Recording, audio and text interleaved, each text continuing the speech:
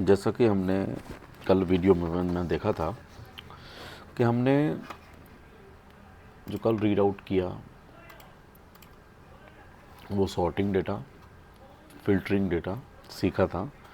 तो आज की वीडियो में हम देखेंगे कस्टम फिल्टरिंग। ये भी एक फिल्टरिंग डाटा का एक पार्ट है और इसमें कैसे आपको क्या कैलकुलेशन रहती है वो मैं एक बार बताऊंगा। उससे पहले थोड़ा सा हम जान लेते हैं कि कस्टम फिल्टरिंग बेसिकली होती क्या है। ठीक है, तो हम एक डेफिनेशन देखते हैं। Custom filtering is an advance filtering feature in Microsoft Excel that allows user to apply specific conditions to display only the records that meet those conditions.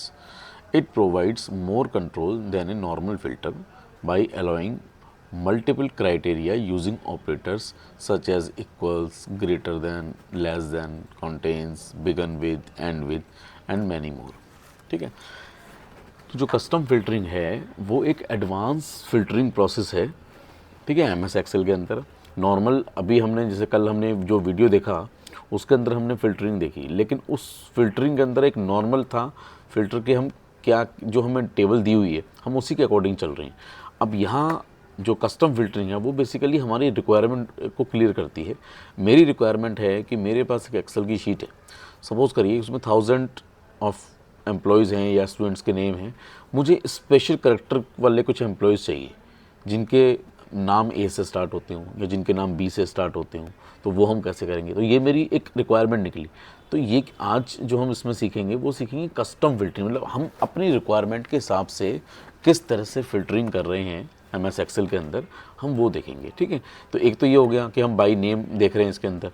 ठीक है, दूसरा अगर मान लीजिए हमें ये देखना है कि किसी की जो एम्प्लॉई है किसी की सैलरी है, किसी की 40,000 है, किसी की 50,000। अब मैंने एक चेक लगवाया कि भाई मुझे ऐसे एम्प्लॉयज़ चाहिए जिनकी सैलरी 40,000 से 80,000 के बीच में है। तो जितने भी ऐसे होंगे वो मेरे सामने आ जाएंगे। ठीक है, तो वो हम देखते हैं कैसे एक बार अप्लाई करते हैं। ठीक है, तो स्टार्ट करते हैं अपना प्रोसेस।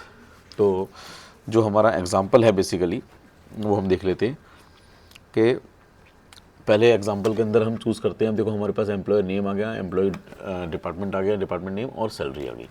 अब इसमें से हम पहले लगाते हैं सैलरी पे। अब एक बार जैसे मैंने बताया कि एक बार हम सैलरी चेक करते हैं कि किसकी सैलरी कितनी से कितनी है और वो रिकॉर्ड हमारे पास आ जाए। यहाँ से हम टिक हटाएंगे पहले। ठीक है, सबसे पहले हम डाटा में जाएंगे, डाटा में जाने के बाद फ़िल्टर पे क्लिक करेंगे। फ़िल्टर पे क्लिक करने के बाद ये फ़िल्टर हमारा लग गया। उसके बाद हम यहाँ पे आएंगे नंबर फ़िल्टर पे और सबसे नीचे आप आइए, आपको मिलेगा कस्टम फ़िल्टर। ठीक है, कस्टम फ़िल्टर पे हमने क्लिक किया। अब देखिए यहाँ पर हमारे पास काफ़ी सारे ऑप्शन आ रहे हैं, इक्वल टू, इक्वल नॉट, ठीक है, does not equal, is greater than, is less than. तो अब हम क्या करते हैं, अब हम यहाँ पे एक चेक लगाते हैं, इज़ ग्रेटर दैन और इक्वल टू।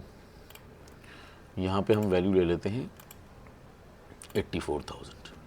ठीक है, अब 84,000 उन्होंने यहाँ वैल्यू ले ली। अब हम क्या करेंगे, अब एंड, अब यहाँ पे लगाते हैं हम इज़ लेस देन और इक्वल टू। अब लेस देन और इक्वल टू हम ले लेते हैं यहाँ पे, ये हम वैसे ही लिख देते हैं यहाँ पे 90,000। अब ओके करते हैं। ये देखो अब हमारे पास सिर्फ 2 रिकॉर्ड यहाँ पे शो हो गए, यानी बाकी जितने भी हमारे रिकॉर्ड थे वो हाइड हो गए। अब हमारे पास 2 रिकॉर्ड आ रहे हैं, एक 84,000 और एक 89,000 वाला। ठीक है, अब बेसिकली क्या होगा, अब हमारे ये 2 जो रिकॉर्ड थे वो हमें क्लेरिफाई हो गए। अब उसके बाद अब देखिए, अब अगर मैं हल्का सा इसमें चेंजेस कर देती हूँ, मैं कस्टम फ़िल्टर पे गया, मैंने इसको 90,000 की जगह मान लीजिए मैं इसको 95,000 कर देता हूँ। अब देखिए अब हमारे पास 3 रिकॉर्ड आ गए। तो इस तरह से हम जो कस्टम फ़िल्टरिंग है वो अगर हमें नंबर्स के अकॉर्डिंग करनी है तो हम नंबर्स के अकॉर्डिंग भी करते हैं। अब मैं आपको एक बार बाई नेम के अकॉर्डिंग भी दिखाता हूँ इसको। ठीक है, हाँ, तो जैसा अभी हमने देखा कि अभी हमने नंबर्स पे लगाया था ये फ़िल्टर, कस्टम फ़िल्टर। अब हम टेक्स्ट पे लगाते हैं कस्टम फ़िल्टर। तो पहले हम यहाँ से हटाते हैं इसको, यहाँ से इसको नॉर्मल करते हैं जैसे कि सारी वैल्यूज़ शो हो जाएँ। यहाँ से मैं इस फ़िल्टर को हटा देता हूँ। अब ये फ़िल्टर मैंने लगाना है टेक्स्ट पे। ठीक है, तो यहाँ पे फ़िल्टर मैंने डाटा पे गया, डाटा पे जाके मैंने फ़िल्टर पे क्लिक किया।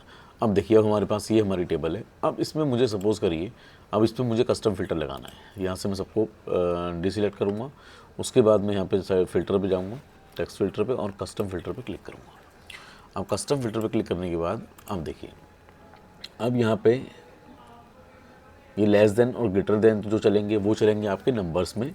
अब मैंने स्टार्ट करना है बिगन्स विद, यानी जो अल्फ़ाबेट ए से बिगिन हो रहे हैं वो मेरे को शो हो जाए।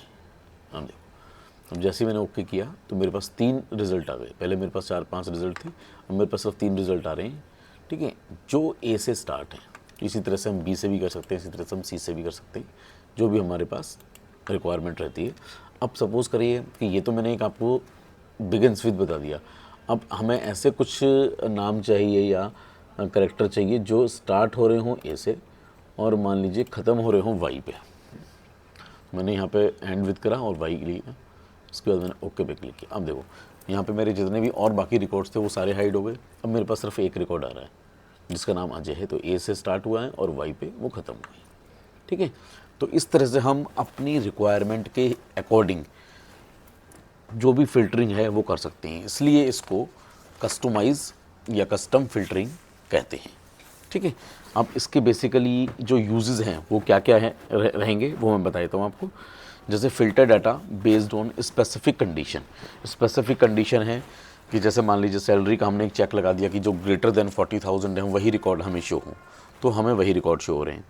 अप्लाई मल्टीपल क्राइटेरिया, इसके अंदर हम मल्टीपल क्राइटेरिया भी लगा सकते हैं, जैसे मैंने अभी आपको दिखाया एंड और करके।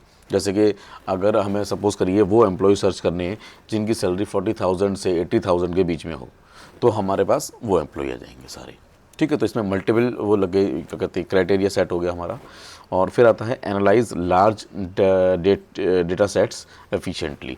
इसमें फोकस ओनली रिलीवेंट रिकॉर्ड्स, मतलब जिन रिकॉर्ड्स पे हमने बेसिकली फोकस करना है। जैसे सपोज़ करिए कि मेरे पास एक्सेल की शीट है, थाउजेंड्स ऑफ रिकॉर्ड हैं उसके अंदर, लेकिन हमने जो भी हमारी रिक्वायरमेंट के हिसाब से हमने एक उस पर क्वेरी लगाते हैं या फिल्टरिंग करते हैं और उसके बाद जो हमारे पास रिजल्ट निकल के आता है तो वो हमारे लिए बड़ा रिलीवेंट रहता है। ठीक है, तो हम उसी पे फोकस कर रहे हैं। फिर आता है क्रिएट टारगेटेड रिपोर्ट्स। इसका मतलब है display only the required information, मतलब हमारे पास बहुत सारी शीट्स हैं लेकिन हमें अपने रिक्वायरमेंट के हिसाब से ही कुछ डिस्प्ले करनी है। क्रिएट टारगेटेड रिपोर्ट, जो हमें टारगेट दिया गया है तो हम उसके अकॉर्डिंग फार्मूलेज लगा के फिल्टरिंग करके निकाल सकते हैं रिपोर्ट्स। ठीक है, उसके बाद आता है save time in data searching. बिल्कुल, इसमें हमारा टाइम बहुत सेव हो रहा है। अब सपोज़ करिए कि तो आपके पास, मैंने एग्जांपल आपको दिखाया कि 4-5 रिकॉर्ड थे। अगर सपोज़ करिए कि आपके पास ऐसे थाउजेंड ऑफ रिकॉर्ड हैं और थाउजेंड्स ऑफ रिकॉर्ड में अगर मैं ये आपसे सर्च करवाऊँ कि भाई कोई एम्प्लॉय है जिसका फर्स्ट नाम ए है, फर्स्ट लेटर उसका ए है और लास्ट लेटर उसका वाई है या टी है, तो आप सर्च करिए, तो एक बहुत लॉन्ग प्रोसेस हो जाएगा इसको सर्च करने के लिए कि 1000 यूज़र की एक्सेल शीट के अंदर से उन रिकॉर्ड्स को निकालना और एक अलग एक्सेल की शीट में शो करके दिखाना एज ए रिपोर्ट।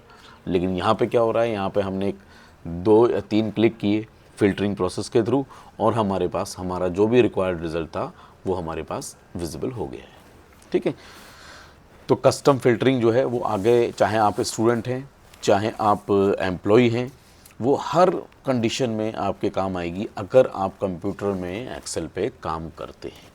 ठीक है, तो आज के लिए फ़िलहाल इतना ही, बाकी नेक्स्ट वीडियो में मिलते हैं कुछ और इंटरेस्टिंग फंक्शंस के साथ एक्सेल के। ठीक है, तब तक के लिए बाय बाय, थैंक यू।